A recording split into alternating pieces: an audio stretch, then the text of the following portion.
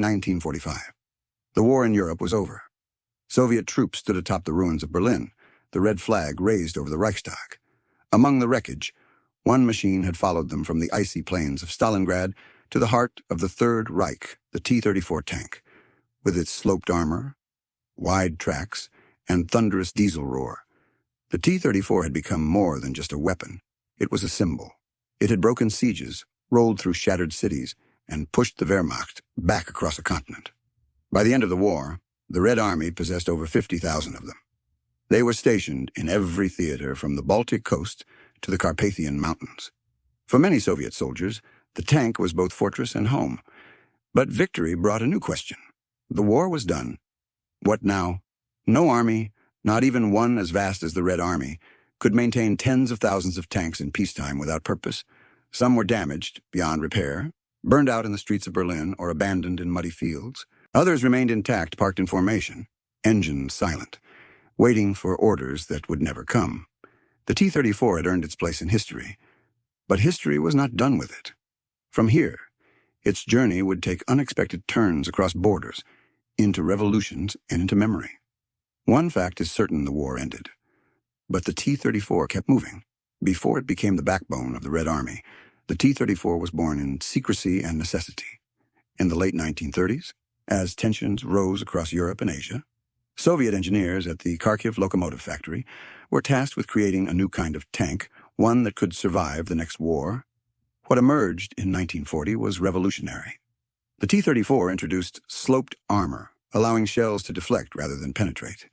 It mounted a powerful 76.2 mm gun, later upgraded to 85 mm. Its wide tracks gave it unmatched mobility on the muddy and frozen terrain of the Eastern Front. And its diesel engine, though crude, reduced fire risk and simplified maintenance in brutal conditions. When Germany launched Operation Barbarossa in 1941, Wehrmacht units quickly learned to fear the T-34. It outclassed early German tanks in both firepower and protection. For a time, there was no effective counter. The Soviets responded by scaling production to levels the world had never seen. Entire factories were relocated east of the Urals, operating around the clock. By 1943, over 1,000 T-34s were rolling off the lines each month. The tank became a machine of mass victory, instrumental at Stalingrad, Kursk, and eventually Berlin. Its simplicity was its genius. Crews could be trained quickly, repairs could be made with basic tools, and though many were destroyed, even more kept coming.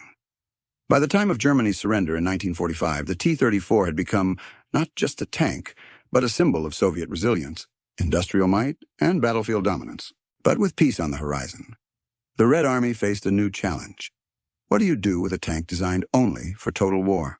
As April turned to May in 1945, the Soviet war machine rolled into the heart of Europe.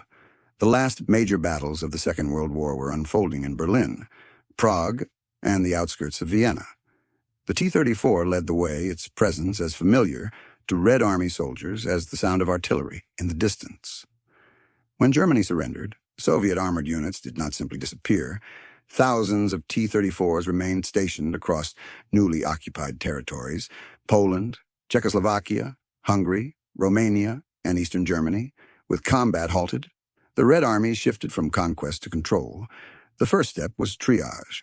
Battle-damaged tanks were stripped for parts or scrapped.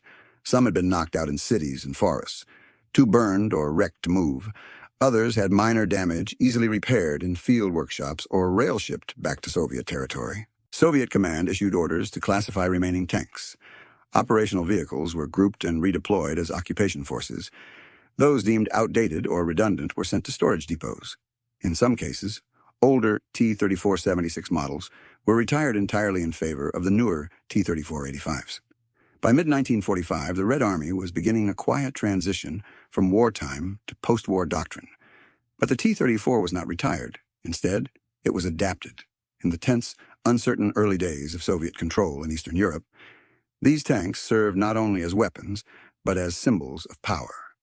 They stood guard outside ministries, rumbled through parades, and waited silently near railway stations.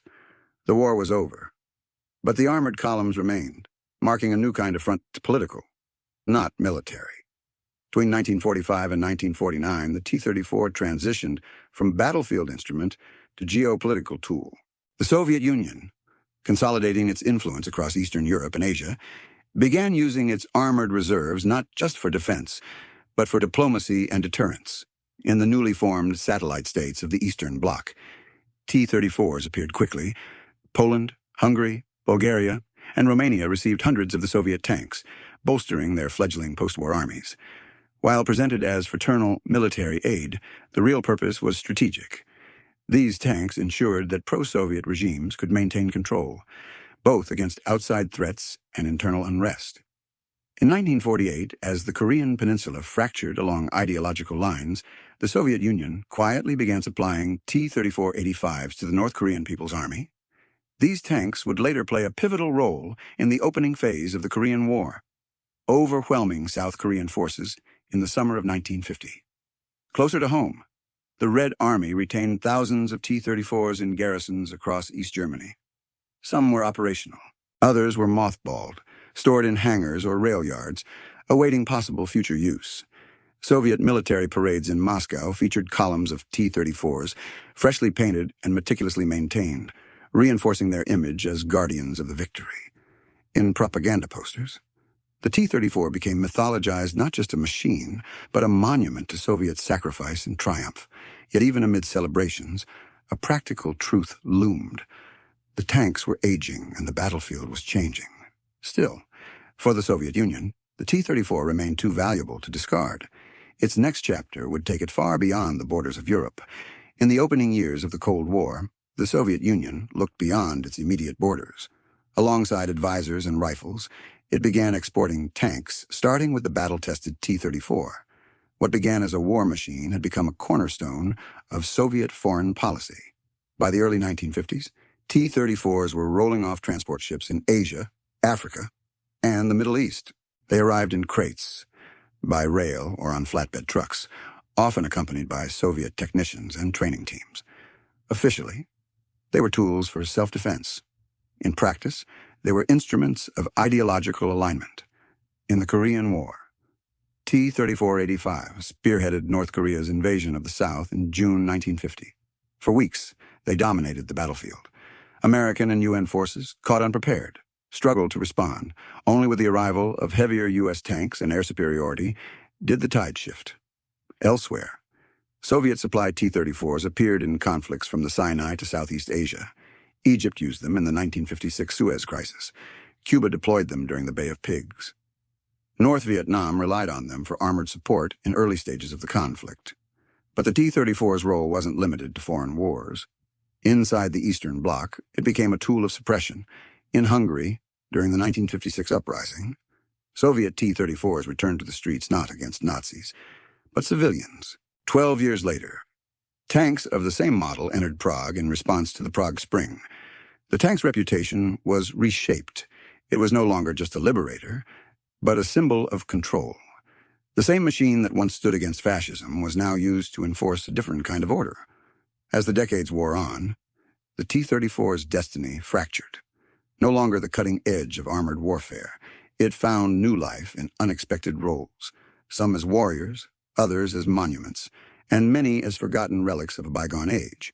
In Africa, Latin America, and Southeast Asia, the T-34 remained in active service into the 1980s. Angola, Mozambique, and Ethiopia fielded them during civil wars. In Cuba, T-34s stood guard along highways and coasts. In Vietnam, they supported operations during the early years of conflict and remained in reserve for decades. But not every tank kept moving, as newer Soviet models like the T-55 and T-72 replaced them. T-34s were pulled from active duty. Some were relegated to training units or used for static defense. Others were scrapped, cannibalized for parts, or left to rust in military depots. Yet many were preserved deliberately. Across Eastern Europe, T-34s were mounted on concrete plinths as war memorials. In Moscow, Warsaw, and Berlin, the tank became a frozen symbol of victory. Bronze plaques and fresh paint disguised decades of wear. For some, these monuments honored liberation. For others, they represented occupation. As the Soviet Union neared collapse, these tanks, silent and motionless, stood at the center of political controversy. In some countries, they were vandalized, removed, or quietly taken down. In others, they remained defiant reminders of a shared and divided past. Meanwhile, a quiet market emerged. Private collectors began acquiring old T-34s from surplus auctions. Some were restored to working condition. Others became centerpieces in museums or curiosities on rural properties. The T-34 had become more than a machine. It was now a memory heavy, complicated, and still in motion. By the 1950s, the T-34 had already secured its place in history. But in the decades that followed, its legacy only deepened. No longer just a piece of military hardware, it became a cultural and political icon, celebrated, debated, and in some places, resented. In the Soviet Union, the T-34 was immortalized through state media. It appeared in war memorials, postage stamps, school textbooks, and victory parades. The tank was framed as the machine that broke the Nazi war machine, the steel embodiment of Soviet sacrifice and triumph. Veterans spoke of it with pride. Children learned its silhouette before they knew its history. On May 9th, Victory Day, restored T-34s rolled through Red Square year after year. They were no longer weapons of war, but mobile monuments, reminders of unity, endurance, and ultimate victory. Outside Russia, the narrative grew more complex. In the newly independent nations of Eastern Europe, the T-34 became a contested symbol. For some, it represented liberation from fascism. For others, it marked the start of Soviet domination in Latvia, Estonia, and Ukraine. Public debates erupted over whether T-34 monuments should remain. Some were covered with graffiti, others were toppled by protesters or quietly removed by local authorities. At the same time, filmmakers and game developers turned to the tank for inspiration. Soviet-era movies celebrated heroic crews in fictionalized battles. Decades later, video games like World of Tanks brought the T-34 to younger generations in new forms: interactive, virtual, and stripped of politics. But even in pixels or stone, the meaning lingered. The T-34 had become more than an object of war. It was a mirror reflecting the different ways nations remember, forget, or rewrite the past. In 1945, as Berlin crumbled, Ivan Mikhailovich Datsenko guided his T-34 down a shattered boulevard. He was just 22, a tank commander from Smolensk, hardened by years of battle. Smoke curled from the ruins. The tank's engine growled low behind him. Years later, in a worn notebook, he wrote of that day not with pride, but with a quiet, exhausted clarity. The streets were clogged with rubble. His crew hadn't slept in days. Inside the steel hull, the air was thick with oil, gunpowder, and sweat. The commander's hatch rattled as they rumbled through broken intersections. They passed German civilians, staring silently from doorways. He remembered the silence more than the gunfire. The war had been won, but he didn't feel victorious. He wrote of his T-34 as if it were a living thing, scarred, tired, but unbroken. "It brought me here," he wrote, "but it is not mine. It belongs to all the men who never climbed out." After the war, Datsenko returned to civilian life. He became a schoolteacher in Minsk. His tank was left behind in Germany, later collected by Soviet crews and sent east for storage. He never saw it again. His memory lived on in his writing, eventually published in a small veterans journal in the 1980s. Few read it, fewer still remembered him. But through his words, one tank came back to life not as a symbol or statistic, but as the cramped, roaring metal world that carried him through the worst days of his youth. Today, the T-34 endures in steel, stone, and memory. From museum floors to parade grounds, from forgotten fields to digital recreations, it remains one of the most recognizable machines of the 20th century. Yet beneath its iconic frame lies a more complex truth, one shaped by war, politics, and time. Historians estimate that over 80,000 T-34s were built between 1940 and the late 1950s. As of today, fewer than 10% are known to survive. Many were scrapped.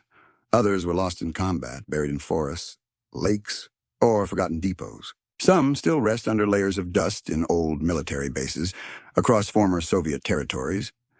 We know the T-34 fought in World War II, the Korean War, and dozens of regional conflicts. We know it was used by more than 40 countries and remained in service, in some form, well into the 21st century. We know it stood on both sides of uprisings, revolutions, and invasions. But questions remain. How many still lie submerged or rusting out of sight? How many stories like Ivan Datsenko's are tied to machines that no longer exist? And what does it mean when a machine becomes both a weapon and a monument? Some countries now debate whether to remove T-34 memorials. Others restore them with pride. In both cases, the tank remains a point of tension between history and identity, between remembrance and reinvention.